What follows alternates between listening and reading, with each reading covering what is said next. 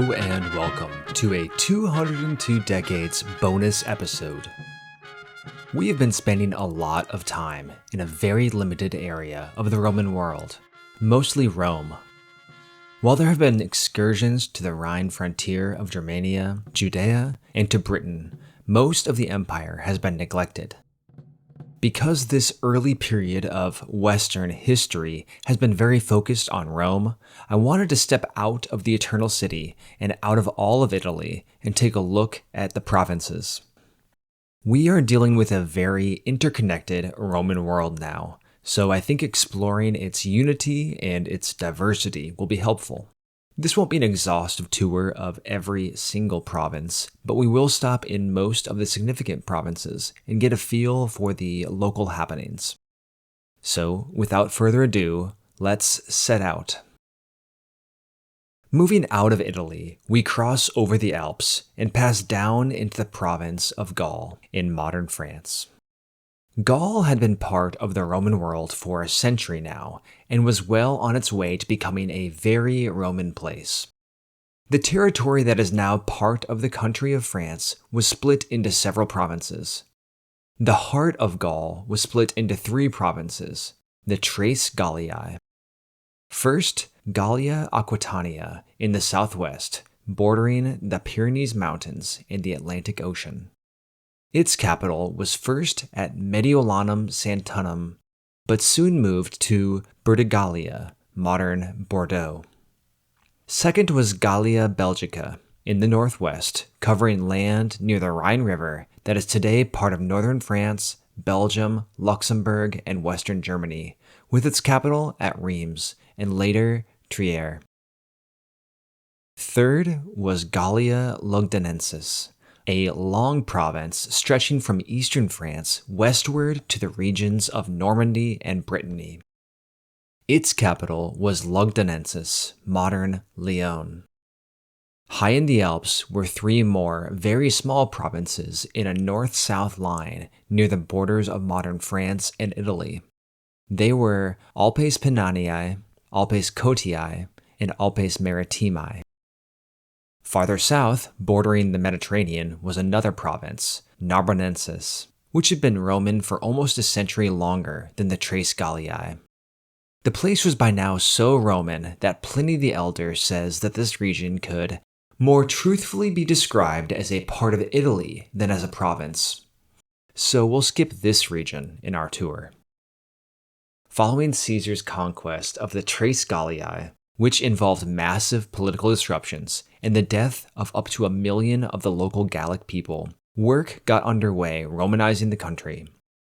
Cities were planned on a Roman model, with straight streets, public forums, temples to Roman gods and emperors. Roads were built across the country to facilitate movement of trade and movement of the army. Many of Caesar's veterans were settled in colonies across Gaul, where they established agriculture, populated cities, and strengthened the Romanness of the place.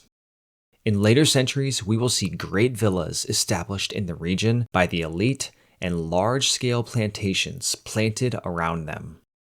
At this point in our story, this was only just beginning. Agriculture at smaller scales was still the chief activity of the region. Much like today, wine was an important export of the provinces. It is said the Greeks had brought grapes with them when they established the colony of Massalia, modern Marseille, and from there, viniculture had spread across Gaul. Other specialties of the province included its cheeses, textiles, horses, metallurgy, and woodcraft. The local Gauls were becoming Romanized to various degrees. In the 40s, we saw Claudius grant citizenship to many in Gaul, and he even granted some of the nobles of a few Gallic tribes to enter the Senate. There's evidence that the use of the Roman tunic became increasingly popular during the 1st century AD.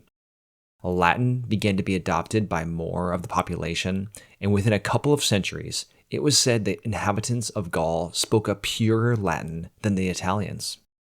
Still, Gaul was a big and diverse place, and many Gallic people held on to their traditional language, culture, and religion for centuries. Gaul remained mostly peaceful throughout the 1st century, but a few small revolts of the locals did test the Roman occupation. In 21 AD, the chiefs of 2 tribes in the north rebelled in response to harsh taxation policies placed upon them. Their rebellion was a short one. 2 legions were brought in by Gaius Silius, and the revolt was quashed. This Gaius Silius was the father of the Gaius Silius we met in the episodes on the 50s, the man who not so secretly married Massalia, Claudius's 3rd wife, and was executed for it. In the first couple of decades, we spent a good deal of time along the Rhine frontier. In our current decade, the 50s, there was still large concentrations of legions along the river. Whereas at first the intention was for a flexible and proactive defense, after Varus's disaster and the end of Germanicus's campaign, Tiberius began to fortify the frontier. In later decades of the 1st century, work will begin constructing the Limes Germanicus, a series of frontier walls and ditches near the Upper Rhine and Upper Danube rivers where they are easily crossed. Rome held a few footholds of land on the far side of the rivers in this area, and the limes protected them. Gaul was not only the access point to Germania, but also to Britain. We talked about Britain and the Roman invasion and conquest of the island for a while in the 40s, so our stop here will be brief. In 52 AD, Ostorius Scapula, the governor of Britannia, died. He was replaced by Aulus Didius Gallus. The conquest and Romanization of the island was advancing well. The new governor extended Roman control toward the wild borders with Wales, but did not advance further. Claudius felt invading the remote and extremely hostile area would not be worth the effort. When Nero became emperor, though, apparently Gallus got the go-ahead and incursions were made from Roman territory west into Wales and north toward modern Yorkshire.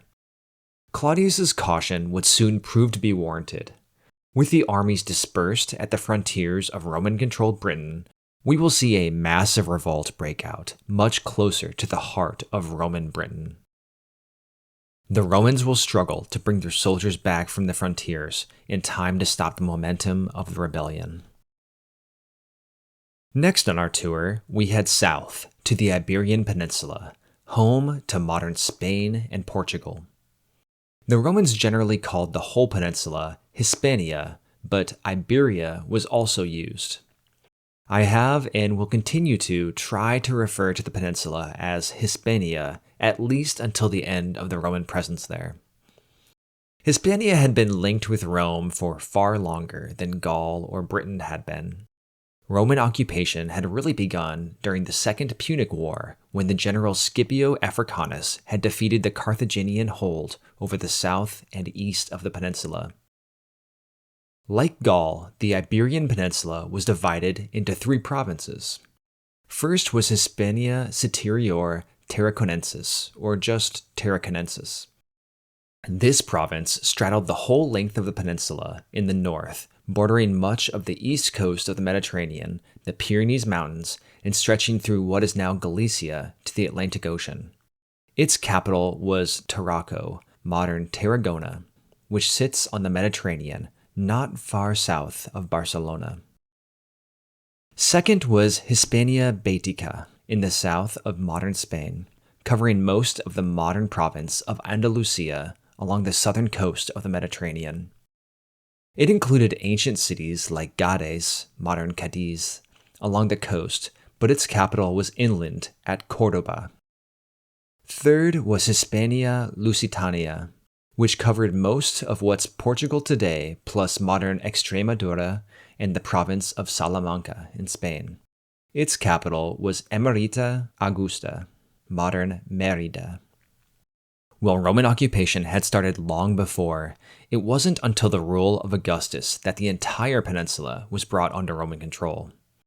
During the civil wars of the late Republic, Hispania was a base of resistance and frequently a battleground. Once things had settled down, Augustus set about conquering the last holdouts. Spain, as a rule, is a mountainous place, but the north of the country, west of its border with Gaul, is especially rugged. Here, the remote Cantabrian and Asturian tribes took until 19 BC, requiring what's called the Cantabrian War before they ultimately surrendered. So, like Gaul, things along the Mediterranean were by now pretty Roman. Places along the Atlantic, in the interior, or in the highlands, not so much. Most of what I'll describe next applies specifically to places that by the 50s AD had been controlled by Rome for over a century. Romanization of Hispania along the Mediterranean had advanced so much that it was by now perhaps one of the most Roman places outside of Italy. Several of the key towns were not native, but newly built cities by the Romans. Tarraco, for example, had begun as an army camp during the Second Punic War, and Emerita Augusta had been founded as a place of retirement for soldiers retiring from the 5th and 10th legions. Because of the long Roman influence and many Roman settlements near the Mediterranean coasts, much of the indigenous Celtic, Celtiberian, and Iberian identity had been laid aside. Farther inland, it seems the people still recognized their distinct tribal background, and it probably played a part in their identities. Here I'm drawing from the excellent book by Martin Goodman called Rome and Jerusalem, where he goes into depth regarding how 3 regions, Spain, Greece, and Egypt, saw themselves and saw Rome, and then contrast them with the Jewish people of Judea. Regarding Hispania, he remarks that so much of what the ancient writers from Hispania wrote was focused on Rome, written in Latin, and aimed at a Roman readership. One example is Seneca, the tutor of Nero who we met last episode, who was from Hispania Baetica, as was his father, who also authored several works. It's notable that the Senecas and several other surviving writers have Rome as their audience rather than their fellow provincials. But Goodman goes on to propose that this may be due more to a survivorship bias rather than reflecting the sum of all works written. What I mean is that there may have been much work written by locals of Hispania intended for readers in Hispania, but over the centuries, works intended for a Roman audience were more commonly copied and preserved, and more of these survived into the present. He offers a counterexample, which is illuminating. Where the other authors frame their writing in a Roman mindset, a geographical work survives by Pomponius Mela that runs counter to this. Instead of seeing himself as a Romanized person, Mela clearly emphasizes his Punic, meaning his Carthaginian, background. When he writes his geography, he harkens back to the good old days of Carthage and its predecessors of Tyre and Sidon in Phoenicia, rather than classical Greece or Republican Rome. In Mela's geography, he puts more emphasis on the coasts of Spain and North Africa than Italy or Greece. And he has a clear historical memory of the Punic Wars, but from the opposite perspective of other surviving works. He refers to an island in the Mediterranean being the site of a Roman disaster, which for him meant not a Roman defeat, but a Roman victory over his people. Goodman proposes this work survived where others from a similar perspective didn't, because it offered a geography written in Latin, which was more accessible to the medieval world and medieval copyists than other geographies written in Greek. Mela's work shows that while much of Hispania had been Romanized, and many in Hispania looked to Rome for the center of their intellectual lives, other cultural identities still survived more than 2 centuries after the Carthaginians lost their hold on Hispania. A strong Phoenician/Punic/Carthaginian identity survived in the south of the peninsula. This glimpse into the past reveals that there were likely many people across the empire with similar nostalgia for a lost pre-Roman time. Syrians missing the Seleucids, Egyptians missing the pharaohs, and Greeks missing their independence. We'll see several of these holdouts as our tour continues. Back to Hispania, though. Roman occupation of Hispania meant transforming the country with major works of engineering. Like in Italy, Roman roads were established to ease trade and movement of the army across the rugged country. On a personal note, I've walked a few of these Roman roads in the north of the peninsula, and for their age, they still hold up remarkably well. Other evidence of Roman engineering survives today, including the prominent aqueduct cutting through the city of Segovia, or the bridge crossing the Guadalquivir River in Cordoba. Hispania was a lucrative province for the Romans. Although garum, a popular fish sauce, was mass-produced here, as was olive oil and wine, the mines of Hispania stand out. Mining was carried out in several sites across the peninsula on an almost industrial scale. At a site in northern Spain called Las Medulas, the Romans employed an early form of what was basically mountaintop removal to access veins of gold or silver hidden in the mountains. Water was pumped into deep mines at pressure high enough to split rock. Pliny the Elder describes the technique employed and calls it ruina montium, wrecking the mountains. At Las Medulas today, eerie peaks of stone stand up like fingers, remnants of the mountains the Romans tore down to reach precious metals. The engine of these mines was mass slave labor. If you were a slave in the Roman world, being sent to the mines of Hispania was one of the worst fates you could face. Whether from back-breaking work or horrible pollution, the life expectancy of slaves there was horrifically short. Leaving Hispania, we head south and hop across the Straits of Gibraltar and enter North Africa, by which I mean the Mediterranean adjacent coast, stretching from modern Morocco to the border with Egypt. 4 provinces make up this area. Starting from the west in modern Morocco was Mauretania Tingitana, with its capital at Tingis, opposite the Straits of Hispania. Moving east was Mauretania Caesariensis, covering most of the coast of modern Algeria. Its capital was at Caesarea. Next, still moving to the east, was Africa Proconsularis, which was a large province covering modern Tunisia and much of Libya. Its capital was at Carthage. As we briefly talked about in the 40s, Mauretania had been a client kingdom ruled by Juba until he was executed by Caligula. This execution resulted in a major revolt by the native Berber population. Restoring order took several years, and soldiers had to be brought in from the province of Africa to put down the revolt. The city of Carthage had been rebuilt during the Civil War period, after it had been brutally destroyed in 146 BC at the end of the Third Punic War. The region around Carthage had become, and would continue to be, one of the wealthiest areas of the Roman Empire. North Africa today is a fairly dry place, though nothing like the bone-dry Sahara to the south. During the Roman period, though, it seems the area was significantly more humid, and the region was a major source of agriculture for the empire.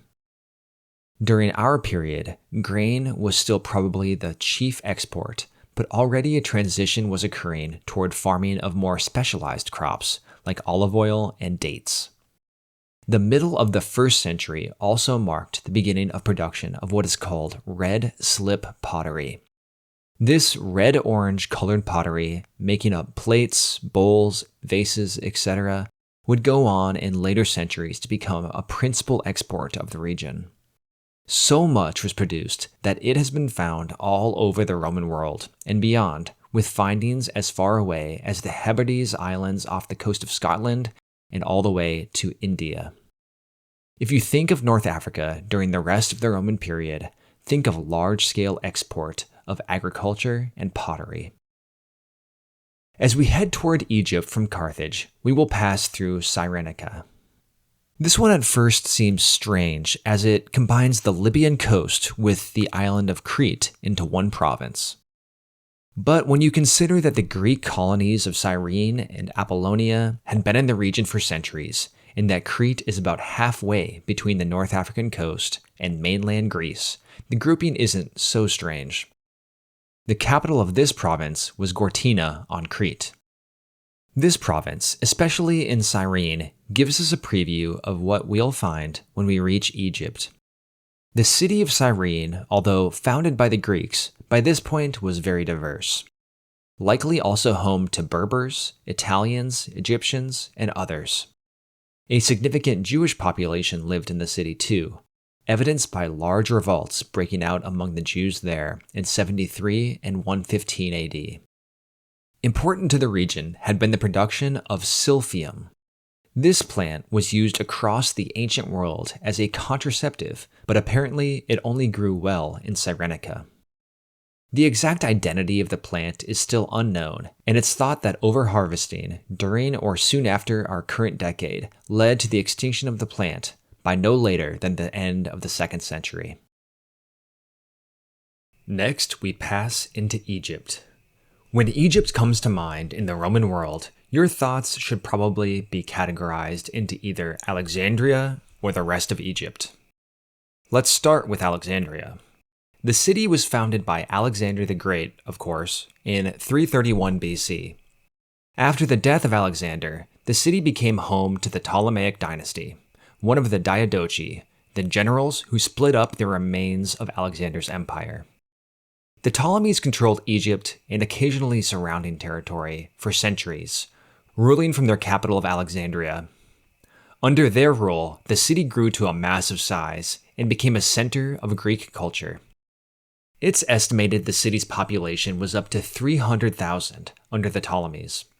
Famous, of course, were the Library of Alexandria and its large lighthouse, one of the 7 ancient wonders of the world.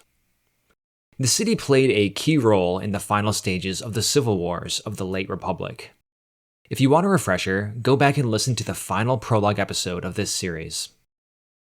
With power split between Octavian, later called Augustus, and Mark Antony, Antony controlled the East, and with Cleopatra's influence, he began the process of making Alexandria, rather than Rome, the capital of the empire.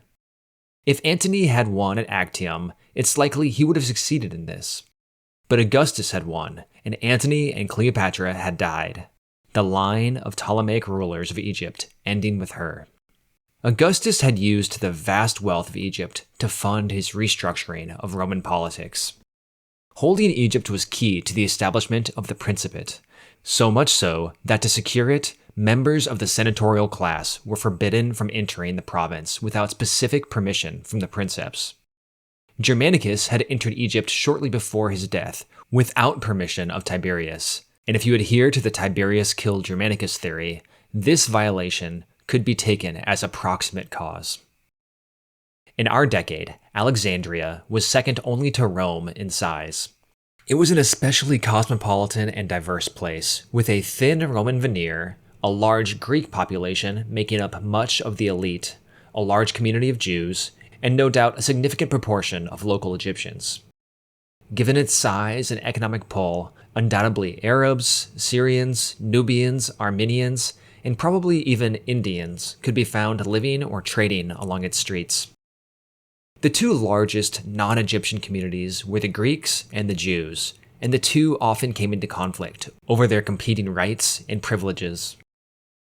The Jewish community was nearly as old as the Greeks. Josephus claims Alexander himself had invited Jews to move into his new city. Although this is suspect, the community does date back at least several centuries and had become the most well-established and influential Jewish community outside of Judea.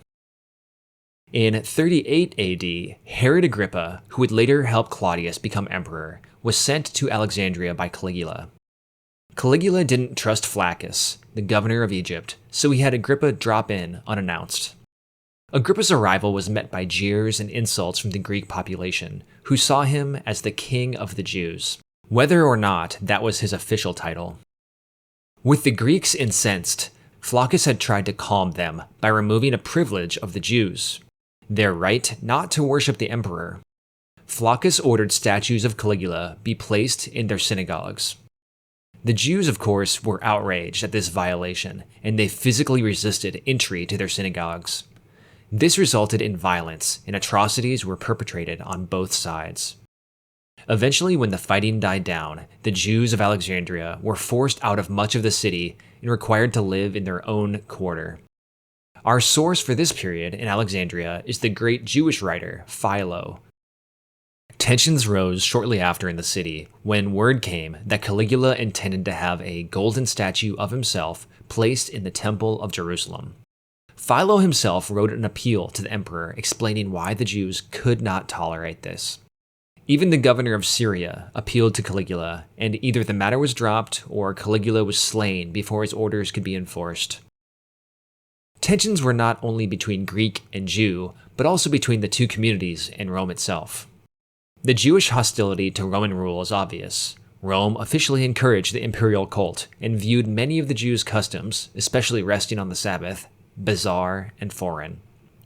Alexandrian Greek hostility towards Rome may seem less obvious at first. Through Hellenization, the Romans had adopted much of Greek culture. But the Greeks here had become accustomed to their own running of the government in the city and in all of Egypt, and now they resented the loss of their privilege. Stories of Greek resistance to Roman rule became popular in the city, and those punished for their disobedience were elevated as martyrs. So we see that Alexandria was a complex and stratified place with competing factions jockeying for influence. Almost absent from that discussion, though, has been the Egyptian people themselves. If Rome was at the top of the societal ladder, native Egyptians were at the bottom. Outside of Alexandria, these natives formed the vast majority of the population. Like all of the ancient world, most people lived in small agricultural communities. The cities, such as Memphis, Ptolemais, and Thebes, were urban outposts along the Nile River that, while extremely important, influential, and connected to the wider Mediterranean world, were never large cities in a modern sense. Few cities in the ancient world were. Outside of Alexandria, the province was split into subdivisions called nomoi. Each nome was governed by a strategos, who was a civilian administrator. Unlike in much of the empire, officials, including the governor of the province, were of the equestrian rather than the senatorial class. Out in the nomoi, much had been preserved from the Ptolemaic times and the times of the pharaohs. Greek culture had seeped into much of the country, yes, but many of the traditional practices of ancient Egypt remained. A striking example, one that was highly frowned upon outside of Egypt, was brother-sister marriages.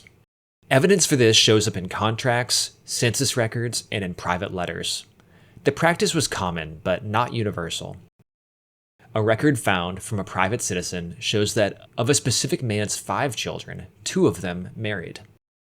The practice had even seeped into the Greeks living in Egypt, and some of the ruling Ptolemy dynasty had adopted the practice.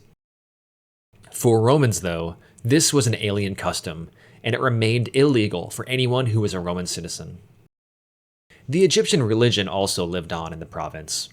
Like Egyptian customs, some aspects of the religion had been Hellenized, with several Egyptian gods becoming associated with equivalent Greek gods, such as Zeus and Ammon, or Hera and Isis. The Egyptian priestly class was a distinct aspect of Egyptian religion. They were descended from the priesthood of the old days of the pharaohs, but they had experienced a significant decline in power with Rome now in control. Still, they carried out their rituals, their engravings in traditional hieroglyphs, their many festival days, and their ritual cleanliness. Fragments survive of a document on the Egyptian religion written by Chaeremon of Alexandria, a Stoic philosopher who among his pupils counted Emperor Nero. Chaeremon, in discussing the priestly class, attempts to portray them as philosophers and tries to interpret their rituals as indications of allegorical truths. These interpretations seem to be an attempt to contextualize the religion in a way that would be palatable to the wider Hellenized world outside of Egypt. The everyday life of Egypt is known on a much more granular level than most places in the Roman world. They say that the victors write the histories. While that's true to some extent, I would rephrase that as the victors perpetuate the histories. In Egypt, though, even this clarification falls short. There's so much writing of the ancient world that's been lost, which was never deemed important enough to painstakingly copy and preserve through the centuries. Egypt's advantage is its dry environment. Papyrus texts here have been preserved without the filter of a copyist. We can read the originals, buried under the sand or tucked away for centuries. Because of this, we have preserved writing on many more workaday things from Egypt, like a man who sued his construction worker for stealing his wife's earrings, or a census record stating the property of Pantbius, Tithoenesus, Phylacris, and Hieronessus. The names recorded in these papyrus documents confirm that the use of Egyptian names among the natives remained common. Such documents would only survive in a place like Gaul if they were intentionally copied every few centuries. But in Egypt, the desert did the preserving for us. Much of the writing found is written in Greek, but a significant portion is in the native Egyptian language, written in a script called Demotic, which looks a lot like Arabic but was an evolution of hieroglyphics. Coptic, the script used today by Egypt's Christian minority, began to be used extensively in the 3rd century. When it came to the economy of Egypt, the Nile was king, or pharaoh. Grain farmed along the fertile banks of the Nile was the chief export of the hinterland. Barges would have shipped immense quantities of grain downstream to the north, much of it going to Alexandria. Near there, the barges would have been switched for more seaworthy vessels, which could haul the remainder across the Mediterranean to Rome and its new port, built to receive enough grain to feed the million hungry residents. Egypt's geography also facilitated trade with the wider world. 3 ports on the Red Sea coast of Egypt were used as launch points for trade with Arabia, India, and the east coast of Africa. Control of Egypt gave Rome access to the spice trade, where the Romans traded wine, olive oil, gold, and pottery for Indian spices, sugar, fruits, exotic animals, and cotton clothing. Global trade was difficult in the ancient world, but it is far from a new phenomenon. One final note from reading on Egypt and Nero that I found fascinating was an expedition Nero ordered to discover the source of the Nile. Herodotus, in the 5th century BC, had recorded his journey south along the Nile, all the way to Elephantine, a place where half the inhabitants were Egyptian and half were Ethiopians. Much later, under Augustus, a force had been sent south from Egypt to the border with Ethiopia and Nubia. After some small-scale fighting, though, a treaty was made setting the boundary at the First Cataract, meaning shallow rapids along the Nile, near modern Aswan. 50 years later, Nero's expedition was made up of Praetorians and Egyptians. They would have rowed up the Nile as far south as possible, porting their boats around each of the cataracts they came to. They now entered the regions of Nubia and came to the great city of Meroe. Here in modern Sudan was a city built beside the Nile, still famous for its dozens of pyramids in the distinct, sharply pointed Nubian style. The expedition met with the ruler of the city, a queen named Kandake, who helped supply them on their journey. It was near Meroe where they began to see changes in the environment. They first saw brightly colored parrots. The grass began to become greener as they kept moving south. Soon, more woodlands were seen, and here they began to see rhinoceros and elephants. Before long, though, they reached a great, interminable marshland. Not only were they plagued by clouds of insects, but they weren't able to make progress through the weeds and reeds on their boats. Crocodiles and hippos would have been another danger. Only by taking small, one-man crafts, like a modern kayak or canoe, were they able to make progress further. This swampland is thought to be the Sud, in modern South Sudan. From here, their journey isn't clear. Their account says that after the swamp, they came to a cascade where the river passed between 2 huge rocks. Some think this describes the Murchison Falls, which are in northern Uganda. I'm a sucker for stories like this, of journeys into the unknown, but come on, Romans in Uganda? Pretty cool. Leaving Egypt, we crossed the Sinai to our next stop, Judea. We have already talked extensively about Judea, so we won't dwell too long here. If you want a refresher on the recent history of the province, check out the second half of episode 3 of this series. As you are aware by now, there was a fair share of discontent with Roman rule in Judea.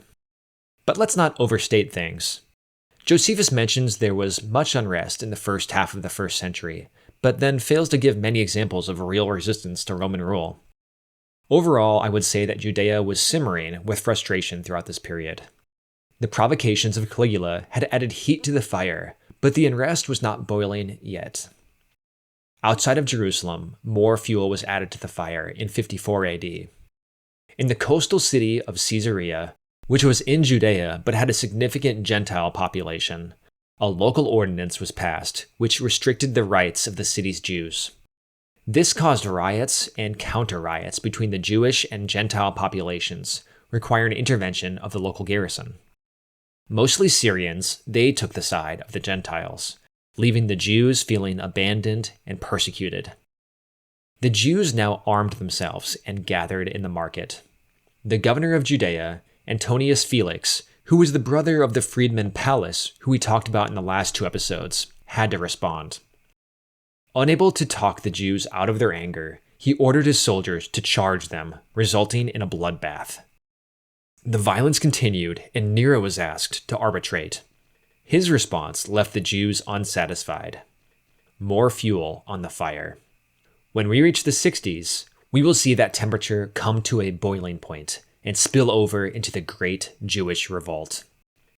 Also in Judea, and the next province we'll discuss, the followers of Jesus were still around. While their community is small and mostly Jewish at this point, it is still growing. From the late 40s into the 50s, a new convert named Paul had begun to preach this new religion to non-Jews, which was at first controversial for some followers of the Way.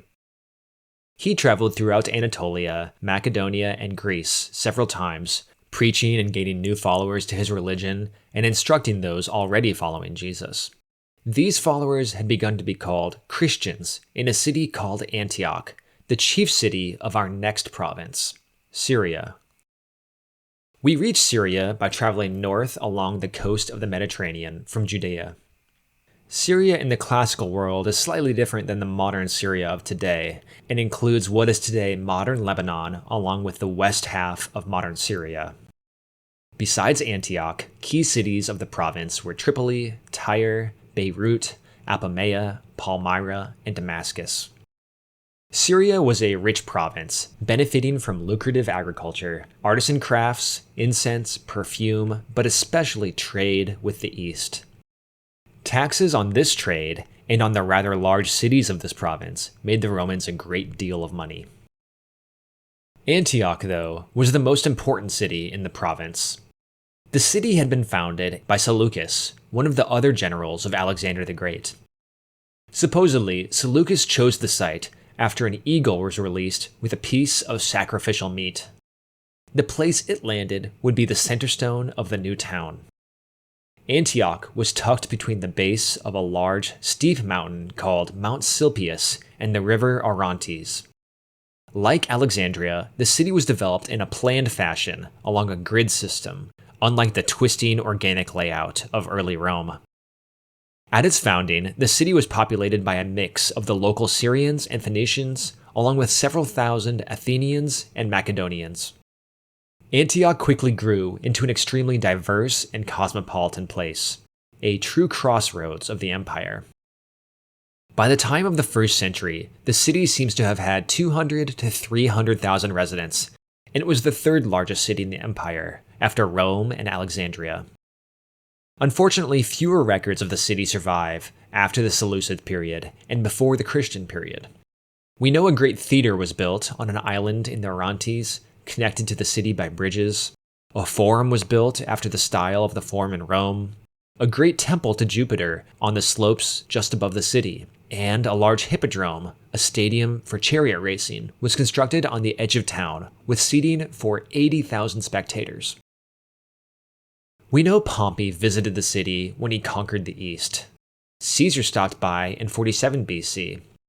The city is said to have favored Octavian in his civil war, which is notable because much of the east of the empire sided with Mark Antony. We saw in 19 AD that Germanicus had his base here before he died, likely from poison. Many of the early emperors favored the city of Alexandria as a base of operations. It was less isolated and served as a fitting center of operations for campaigns in Armenia or against the Parthians. The proximity to the Parthians was also a downside to the city. The city was not a distant march from Armenia or Parthia. In 253, the Sassanid Persians, the successor state to the Parthians, defeated a Roman army in Syria and then put the city of Antioch under siege. In 540, the Persians came again and this time destroyed the city. A second disadvantage to the city was its propensity for earthquakes. On April 9th, 37 AD, an earthquake struck the city. In this early year of Caligula's reign, he still had the large sums of money from Tiberius's penny pinching, and he donated considerable sums to rebuild the city. Another, more terrible earthquake hit the city in December of 115 AD, and the city was shaken with shocks and aftershocks for several days before the earth was still. As chance would have it, the Emperor Trajan was in the city when the earthquake struck. One of the consuls for the year was there as well, and he died in the earthquake. Trajan received minor injuries, but fled with his staff to the center of the hippodrome for safety. As many as 260,000 people are thought to have died, which is over half the city, which may have grown to 400,000 or 500,000 people by the beginning of the 2nd century. Again, imperial funds helped to rebuild the city. The Romans, looking for someone to blame, found the Christians a fitting scapegoat. Surely their lack of sacrifices or worship of the Greco-Roman gods had triggered the earthquake. Christianity spread to Antioch early on due to its proximity to Jerusalem, the first heart of the Christian movement, and because of Antioch's significant Jewish population. There is a multi-directional transfer of the Christian message from Jerusalem to Antioch, both from early Christians traveling there, as well as Antiochian Jews coming to Jerusalem for a pilgrimage and hearing the Christian message there. Following the persecution of Christians in Judea, many early Christians fled to Antioch and began to preach their gospel there. Its mixed population meant that non-Jews would have bumped into the early Christians as well. Aside from the traditional Greek gods, there was also growing interest at the time in Near Eastern deities, such as Baal, and in cultic mystery religions. For the pagans of Antioch, Christianity may have offered a new and interesting alternative to their traditional gods. It was in Antioch where Greek-speaking Jews first began to preach the Christian message to non-Jews, and they met with significant success. The early leaders of the church sent a Christian named Barnabas, who was a Greek-speaking native of Cyprus, to Antioch to investigate the rumors coming in from the city. This was probably in 38 AD, so very early on. According to Christian tradition, it was Barnabas who, a few years after arriving in Antioch, recruited the recent convert, Paul the Apostle, to come to the city and help him preach. From here, Antioch became a chief city of the Christian movement. As I mentioned earlier, it's said that the followers of Jesus were first called Christians in Antioch. We don't have a meaningful guess on the size of the church at this time, but it was large enough and/or wealthy enough to send aid to Jerusalem during a famine there in 46 AD, and to send Paul out on his missionary journeys to Anatolia. We will follow Paul here, leaving Antioch and moving northwest to Anatolia and Greece. Anatolia has, for me, been one of the more difficult places to describe throughout this show so far, because of the variety of terms used to describe the region. Anatolia, Asia Minor, and Turkey all describe roughly the same area. I have tended to choose Anatolia because it's a geographical term, while it won't accurately be called Turkey until the 13th or 14th centuries. Within Anatolia/Asia Minor/Turkey are a large number of regions or provinces with names that might mean nothing to you unless you are a lover of staring at old maps. Names like Pisidia, Cilicia, Phrygia, Bithynia, Lycia, and Paphlagonia are a mystery to most of us. Others, like Pontus, Galatia, Ionia, or Cappadocia, might ring a bell, but still be a bit mysterious. In my opinion, nowhere has cooler names than the regions of Anatolia, but knowing where Caria isn't really necessary. So let's do a quick run-through of the more important geographic breakdowns of Anatolia, and then we can move to its cities and culture. Looking at a map of Turkey would be helpful, but if you don't have one in front of you, you can imagine a horizontal rectangle about twice as long as it is tall. On the bottom side of the rectangle is the Mediterranean Sea. Off the coast of the bottom right corner lies the island of Cyprus. To the rectangle's left is the Aegean Sea, full of small islands. The top left corner of Anatolia, or our rectangle, is directly across a small waterway from the region of Thrace. To the top, or north of the rectangle, is the Black Sea coast. The top right of our rectangle borders Armenia and the Caucasus. The bottom right side borders Syria. So that's the outline. Now for the more important regions. In the bottom right corner of Anatolia is the region of Cilicia. This was a small but rich and fertile region which bordered the Mediterranean and often had more close connections with Syria or the Middle East than the rest of Anatolia or Greece. Its capital was at Tarsus. North of Cilicia are the dry highlands of the Anatolian Plateau, a rugged and lightly populated region which included Cappadocia toward the east, with its capital at another town called Caesarea, and the province of Galatia, more towards the center of the rectangle, with its capital at Ancyra. On the far left side of the rectangle, or Anatolia, was the province of Asia, which included the wealthy cities along the Aegean coast like Halicarnassus, Miletus, Smyrna, and Pergamum, or the capital of the province, Ephesus. This region along the Aegean had long been settled by Greeks, or perhaps local Anatolian people who assimilated into Greek culture, and it was one of the most Hellenized places in the empire. The north coast of the rectangle, bordering the Black Sea, was at this time a province called Bithynia and Pontus, and had its capital near Thrace at a town called Nicomedia. Near this city, just across a stretch of water at the eastern tip of Thrace, was a town at this time called Byzantium. So that's the key: Cilicia in the southeast, Asia in the west, Bithynia and Pontus in the north, and Cappadocia and Galatia in the middle. The highest concentration of people would have been Cilicia and along the Aegean coast. This last region, with its famous cities, was notable for its urbanism. Cities were the cultural center of the early Roman Empire, as they had been during the days of Hellenism and the Diadochi. But we shouldn't get carried away when we think of urbanism in the ancient world. Unlike today, where more than half of the global population lives in cities, and an even larger majority in the developed world, for all of history and every society before the Industrial Revolution, the majority of people lived in small, rural, agricultural communities. The Roman world was more urban and more urban-focused than what came before or what followed in the Middle Ages. But population-wise, a supermajority was still rural. Closely linked to Anatolia, especially the province of Asia, were the provinces of Greece. During the 1st century AD, Greece was split into 3 provinces. First, Macedonia in the north, with its capital at Thessalonica. Second was Achaia, which included the Attic Peninsula, home to Athens, the Peloponnese, and the island of Euboea. Its capital was at Corinth. Finally, on the west coast of Greece was the province of Epirus, with its capital at Nicopolis. These provinces were enjoying a period of prolonged peace during the 1st century. Unlike many of the provinces, Greece experienced little unrest and had few riots. It's been noteworthy to me that Greece has been so quiet during our first 60 years.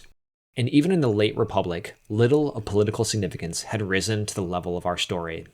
Not since the days of the last Macedonian Wars had Greece really asserted itself against Rome. When Corinth and the Achaean League lost their misguided war against Rome, Corinth was destroyed and its population killed or sold into slavery, signaling total Roman domination of the region. The Greeks had proudly fought back against the Romans several times, but the smoke rising from Corinth signaled the time for armed resistance was over.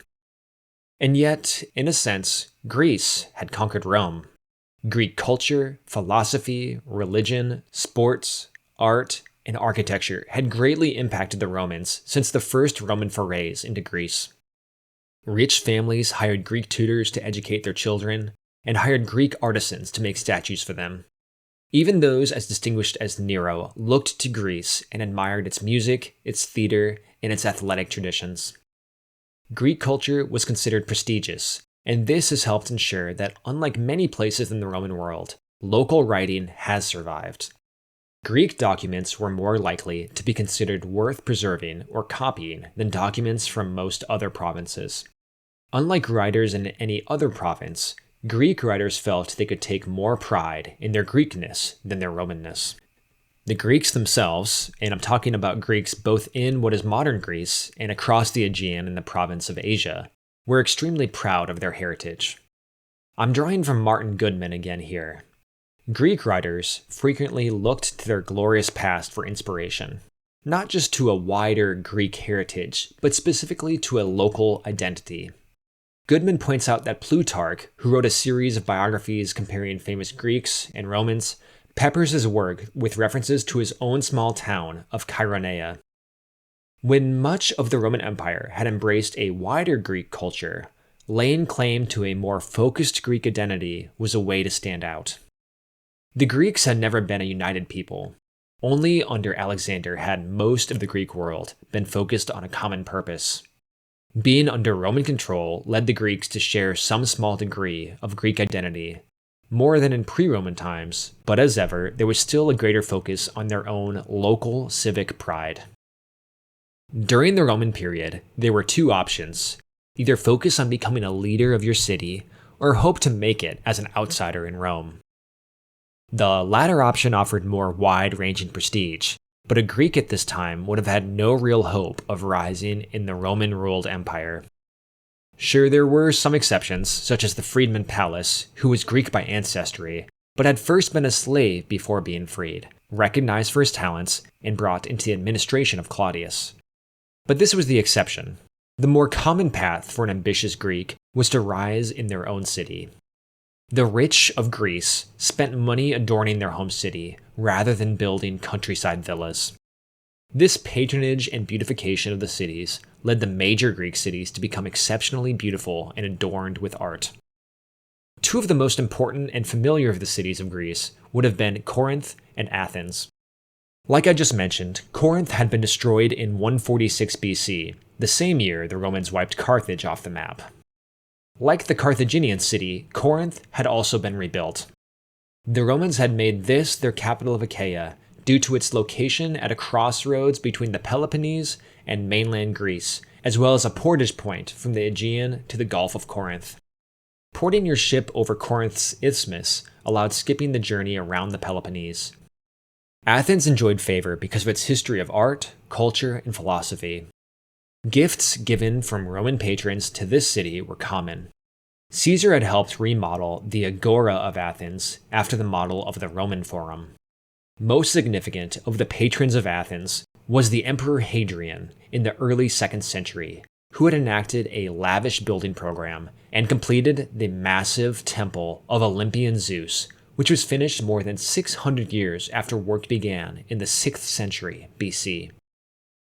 All this attention focused on Athens left the Athenians almost unbearably proud of being Athenian. Every city, though, had its own history to be proud of. Sparta had its military legacy, which by the 1st century AD had not been active in 200 years. So instead, the Spartans focused on their training of children in athletics, spoke in a stylized Doric accent, and attributed newer practices to their legendary founder, Lycurgus. They lived nearly the same style of life as the rest of Greece, but with a frosting of local traditions. Enough to entertain the Roman tourists who came to see the famous Spartans who had stood against the Persians at Thermopylae and then defeated the Persians at Plataea. The Greeks who romanticized and were nostalgic for their glorious past conveniently looked over their centuries of stagnation back to their heights during the Golden Age of Greece. By the 1st century, that was a very long time ago, about 500 years since the famous Persian Wars. They could point to this moment, or that statue, or that painting from the 5th or 4th century BC, but they were silent regarding the years after Alexander, when their prestige was low. To be fair to them, we do the same today. remembering the Persian Wars or maybe the Peloponnesian Wars, but ignoring the 2,300 years of Greek history since then. Nero, the great fan of art, music, theater, and all kinds of spectacle, naturally loved Greece. In 66, he competed at the Olympic Games, where he was gracefully, and wisely, considered the winner of all the events where he participated. In 67, Nero went to the Isthmian Games, similar to the Olympic Games but near Corinth, and there he declared that the Greek cities would no longer be required to pay any tax to Rome. They were free of the Roman burden. Like Nero himself, though, the tax exemption wouldn't last much longer. Next, we move north to the triangle of land that made up the province of Thrace, which projected between the Black Sea and the Aegean toward Anatolia. Thrace had long been an untamed region on the edge of the Greek world. While there were a few Greek cities here, notably at Byzantium, the Thracians themselves were resistant to urbanization, preferring their small villages for centuries after contact with the Greeks. Fast forwarding to the transition between Roman Republic and Empire, Thrace was one of the many client kingdoms, supposedly allied to Rome, but not directly ruled by them. In 46 AD, though, the Thracian king Romatelces was murdered by his wife.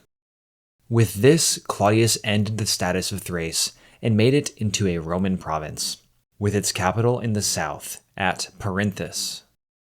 This province also included a few of the northern islands in the Aegean Sea, such as Thasos and Samothrace. After its incorporation as a province, Thrace, being away from any frontier, remained peaceful until the crisis of the 3rd century. Most important to later history was the city of Byzantium, which was located at a tip of Thrace just across the Bosporus from Anatolia. The city was founded in the 9th century by colonists from the Greek city of Megara. During the Peloponnesian War, the city traded hands back and forth between Athens and Sparta, but that was several centuries before our decades. The city had little historical impact to the outside world for a long time. It was a useful base or waypoint for trips to and from the Black Sea, but was only a medium-sized city. What the city did have going for it was its incredible geographic position.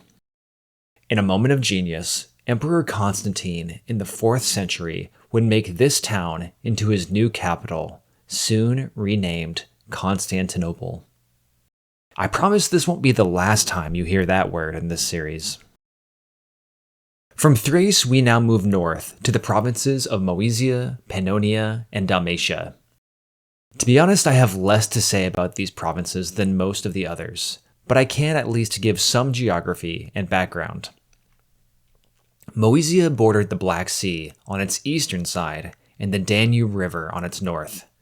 It was mostly in what is Serbia and Bulgaria today. The Romans had first entered the region around 75 BC and forayed to the Danube. By 29 BC, a general named Crassus, grandson of that rich triumvir, had subdued the area, but it wasn't incorporated as a Roman province until a few years before or after 1 AD. A governor of Moesia is mentioned in 6 AD, so by that date at least, it was a province.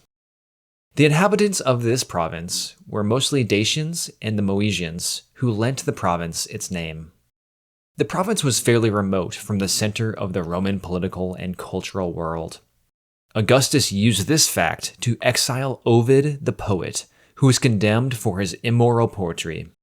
Specifically, Ovid was sent to the city of Tomis, today called Constanza, which lies on the Black Sea coast.